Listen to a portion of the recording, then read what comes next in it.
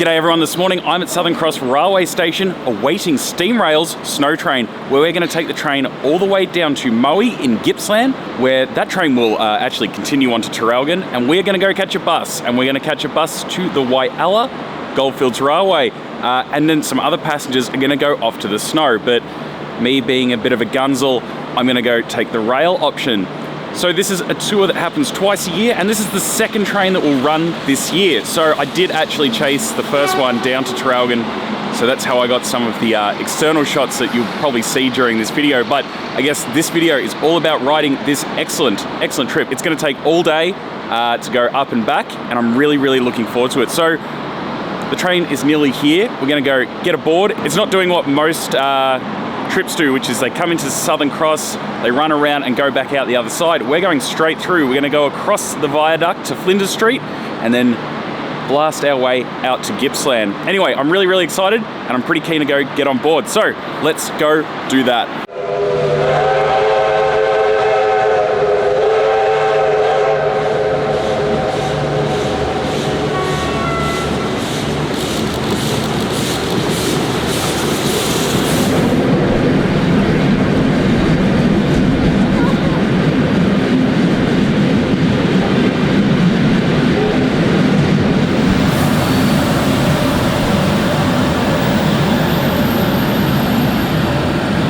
This 13-carriage behemoth, headed by two mighty R-Class Hudson steam locomotives, absolutely belted its way east, with the journey to Moe taking about 2 hours.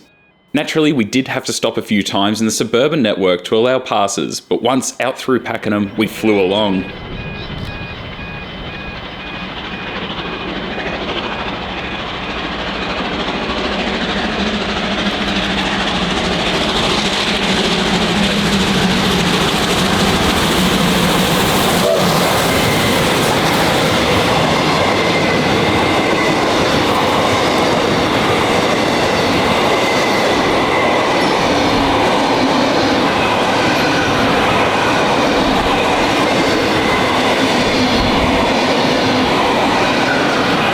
I was lucky enough to be riding at the back of this 350 metre long train in the recently repainted BCE car.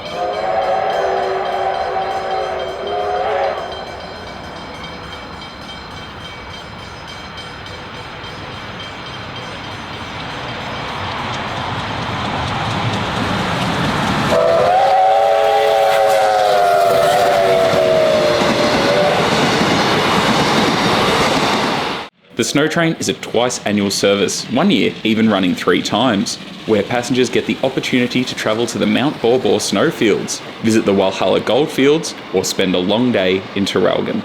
A ticket on this trip would set you back around $120, with an additional cost of the other tour options, with appropriate connecting bus services, all taken care of with the booking. As well as that, there are also discounts available for Steamrail members. To become a member of this heritage organisation, I'll leave the link in the description, as well as links to their website and social media, so you can keep up to date with all the future tours.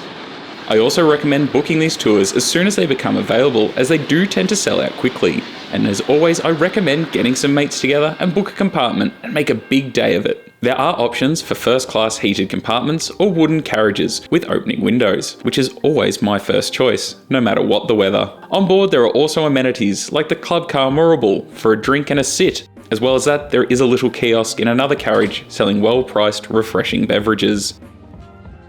Once we arrived at Moe, we were met by the buses and some less than favourable weather.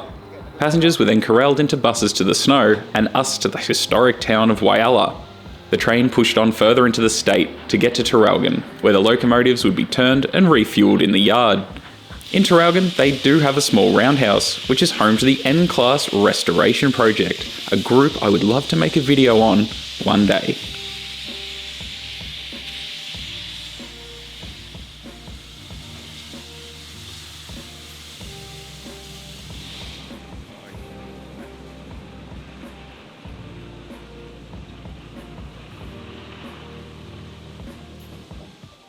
After an hour or so of windy roads, we arrived at Walhalla. We had the opportunity to walk around this historic town and have lunch in the railway goods shed, and look around the station area before jumping on board the narrow gauge train to meander through the valley to the whistle stop of Thomson.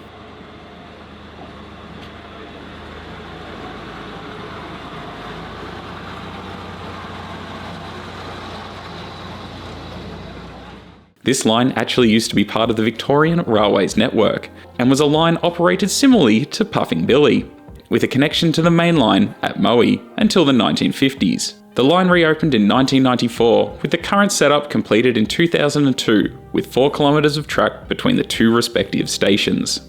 This is an excellent little train ride. The beautifully restored carriages and locomotive made its way through the valley, passing over bridges and waterfalls.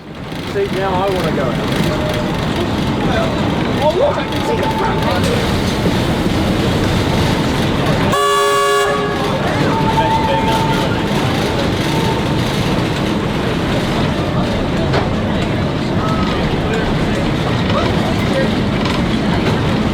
Yeah, I'll watch that right moment.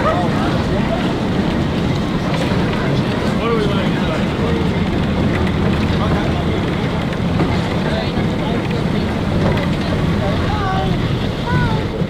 An extremely picturesque railway and well worth a visit. I do fully intend on making a video on this line and the area in detail, covering its history and all the things that you can do out there. And if that is something you'd like to see, of course, let me know in the comments below.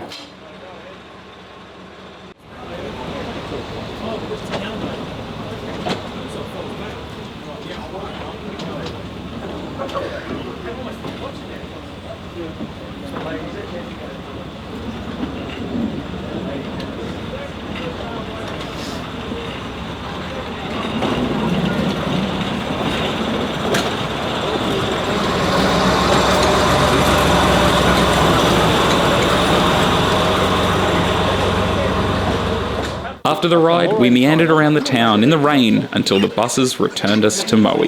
Alright, so we have just returned to Moe from Walhalla. An excellent day. If you have the opportunity to go out to the Walhalla Railway, I highly recommend it. I know it's a bit of a trek to get out there from Melbourne, but I can definitely see myself maybe making a video of doing a weekend out there, as I think there is probably a lot to explore with the narrow gauge railway and then the other ones that were in the area. Anyway, that's for another story or another video. Anyway, it's now about 5:30 and we're back at the Moe railway station waiting to, well, go back to Melbourne.